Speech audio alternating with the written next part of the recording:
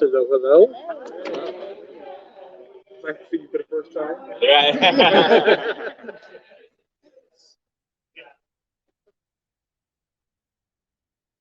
I guess I'll kick things off.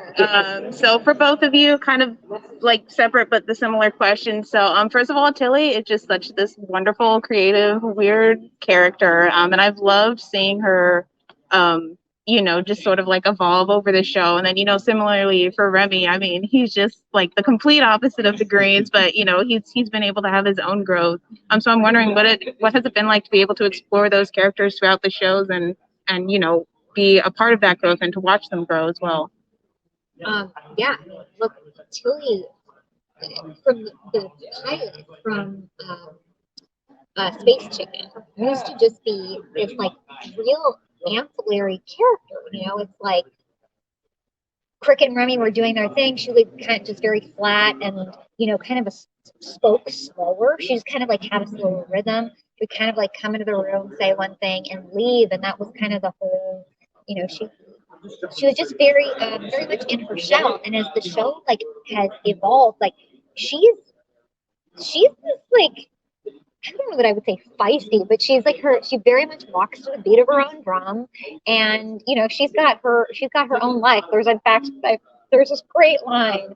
I can't remember which episode it is, but like Cricket is running from some peril and finds Tilly, and she's just walking around with the balloon. He's like, Tilly, you're here. What are you doing here? And she's like, I have my own life. It's like that's such a great line for like she really has her own life, and we've gotten to explore what that is, her incredible imagination, her relationship with Andromeda, like her relationship and her connection to animals, and getting to sing more. It's been wild to see how this like very kind of quiet, subdued character, she goes wild with her Tilly tornadoes and all that, like who is this gal? Right. We're still learning more and more and more now, like 100+ episodes in. Yeah, like I think Remy was first, to my understanding, kind of pitched as this character who was very like sheltered, and like even though he lived in the city, he hadn't really like experienced much of like life or living on his own, stepping into his own. Because like he's very pampered and had a lot of his decisions made for him. And over the course of like the series of the show, like as recording it, it's been like a lot of him kind of stepping into his own, or Cricket kind of helping bring him out of his shell. But I remember very distinctly, like when we were doing a lot of the preliminary reports, a lot of the time it's like the brothers would give me the direction of like, can we make him not this, like this eyebrow thing, Yeah, he would always just be like, I don't know, like, and they'd just be like, oh, we just kind of want to get him away from this, this eyebrow.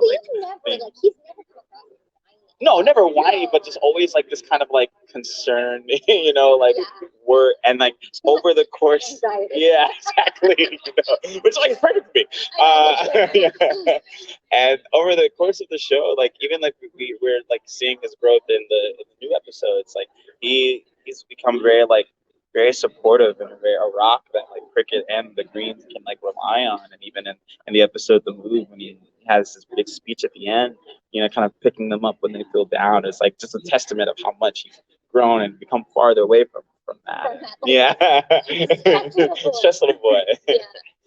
We were talking about you guys have opportunities to record with each other sometimes in the booth, and majority of the time you're doing your thing, you're sending your recording. Yeah.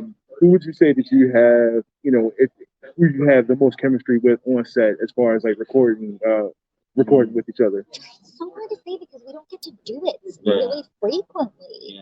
Yeah. I'll say that like I've gotten to work probably more with Chris when we did the random rings, like those random ring calls, which were so cool. Which if you haven't seen them, they're on the YouTube, and there are these entirely improvised. They took our improv. They got improv. That it's improvised. So basically, what they did was if you're not familiar with it, it was like, what if Cricket and Tilly started like prank calling businesses, big businesses in big city, and like, was that? So that's what happened. Yeah, right, yeah. Cricket. So they basically gave us an outline of like, okay, Cricket, or like Tilly's gonna call a hotel and ask if it's haunted. Go, and that's like all we're given. And so Chris and I got to be like live in the studio. You have to be in order to improv that, and that was like super cool. We haven't gotten to do a ton of recording together, because Tilly and Remy have a lot of great little like. They have a great relationship, and I actually feel like we need more Tilly Remy. Yeah, it's been a while since we've gotten like some Tilly Remy adventures. It's true, because it's like I'm thinking about like our little plays, right? Yeah, right. The performances they were like dramatic. What were their names? Oh God, I don't even remember. We should do an episode where they just kind of get lost and like they're like role playing and they just sort of just get lost and they can't distinguish. They can't distinguish reality from their little play. Yeah, it's like you've gone too far. Right. You've gone too far. So don't call me Remy. I'm Edward now. You know. Right. Gosh, what were their characters? Yeah, I can't remember. I just remember the hat. He would wear that hat. I know. It's like, it's not Buford. Right. Was it Buford? It might be. That's what Yeah. happened. You do like You can definitely tell you guys love this role. Yeah, that's great. I've only worked with Chris. We did one episode together. I think it actually was the Time Crisis episode. He was there throughout the whole thing. That was cool. That was great. Yeah, that's a beautiful episode. Yeah, like your so performance in that is like thank you. Extremely just relatable subject matter. Yeah, like, same. Oh my God. I was like, oh, he's like me for real. Yeah. Like he's anxious. like worried about the future. Like it has to be like this, or else I'm a failure. You know. Highly relatable. Right.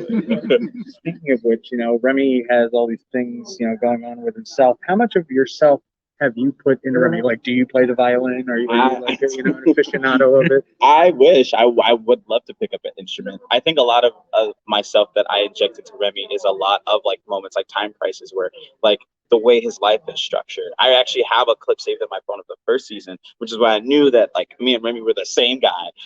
I'm a very indecisive person. Like I'm a very indecisive person in my real life. And so like there's a scene where Remy it's so early on. He has locked his parents out of the house. And this escalation of events that started off as them sneaking into the Cricket and and then so Cricket is like, Remy, like, what do you want to do? And instead of answering, he just goes, and like that's how my brain, that's what it does. And I think like just so many more like moments like that happen for me with Remy, where it's like Time Crisis, like it's got to go like this, or else I'm the worst, or it's got to be this way, or like I don't know, I'm a little too scared to do that, So I learned a lot about Remy, but Remy, the thing that I think I continue to try to learn from him is he keeps his heart open. Like he doesn't like kind of shy away from things, even if they're like scary. So I do bring a lot of myself to the character, I think, and vice versa, in my opinion. And then Yeah. So again for Zeno, another relationship that I just love throughout the show is the friendship between Remy and Cricket. I think it's just one of the most wholesome things in the world. Yes. What has it been like to see that relationship unfold on screen and to be able to voice across Chris for that? Yeah, Chris he's great and he's hilarious and he's so freaking funny and he's just a natural at voiceover. It's really irritating. He's, yeah, in the most loving way possible, because he's just was just a natural. He became, and the dynamic between their friendship is, as I've said earlier, it's usually kind of Cricket being like, Remy, come do this thing that you're not used to, and Remy sort of being open to it, or Remy freaking out about something and Cricket kind of being his rock or a solid place and getting him think things in another perspective. So seeing it grow, as I mentioned earlier, in the home where Remy sort of becomes the rock that Cricket can rely on in his territory, on his turf. I think it's just a great metaphorical culmination of their friendship and how solidified it's been over the time we've been doing the show. And it's been a great, I think, dynamic to play something that like supportive and wholesome. It's a balancing act, as is all like friendships, I think, and relationships. So Tilly's so sweet and wonderful. What's going to make her snap? When are we going to get her dark side? You know, my like gut instinct is like, because you know she's very she has a real connection to animals. I feel like if anybody like hurt an animal, I could see her just going wild, you know, like threatening. But here's the thing: is that like she does have like, because she's incredibly like loyal. I could also see her just protecting her family, like come hell or high water, like, you know, like I feel like you can see her that part of her unleash. Because the people she cares about deeply. You know, I feel like animals and family. Yeah. I could see that be the thing of like, oh no, Yeah. no, you Yeah. cannot mess with my family. Right. I'm like, and she wouldn't be violent about it, but she. This will be nice. Right.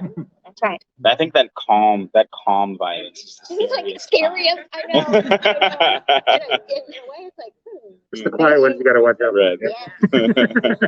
Yes. I could see her being like very crafty about how she would like defend her family. Well, Saxon, you think a slight against Saxon would always also be like a zero tolerance. Yeah, exactly. Although I could also see her being like, Saxon, I'm sorry it's come to this, but you know what? I gotta like protect my family. Right. Well, let's be real here. You're just a sack. Right. So, yeah. Thank you so very much. All right. By the way, appreciate the trip, man. I thank you so much. Like the thing is, I was actually